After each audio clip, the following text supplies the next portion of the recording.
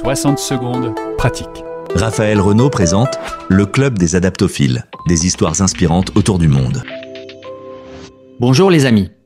Je vous emmène aujourd'hui en Italie, à la fin du 19e siècle, dans le jardin d'un certain Vilfredo Pareto.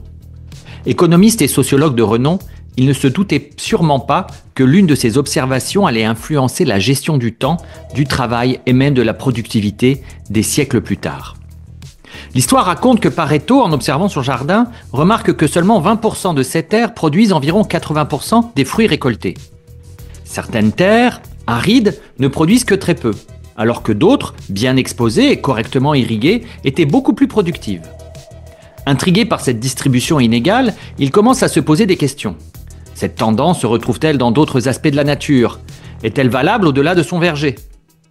Curieux et méthodique, il entreprend des recherches approfondies.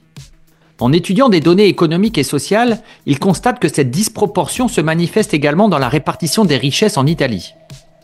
20% de la population possédait alors effectivement environ 80% des terres et des richesses.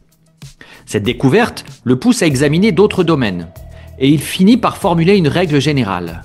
Dans de nombreux systèmes, une minorité des causes produit la majorité des effets.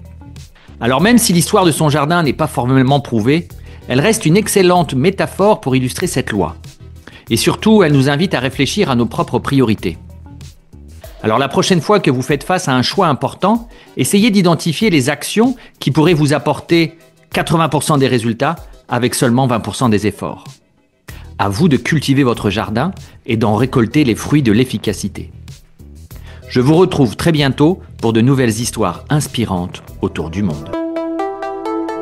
C'était le Club des Adaptophiles, présenté par Raphaël Renaud. Françaisdanslemonde.fr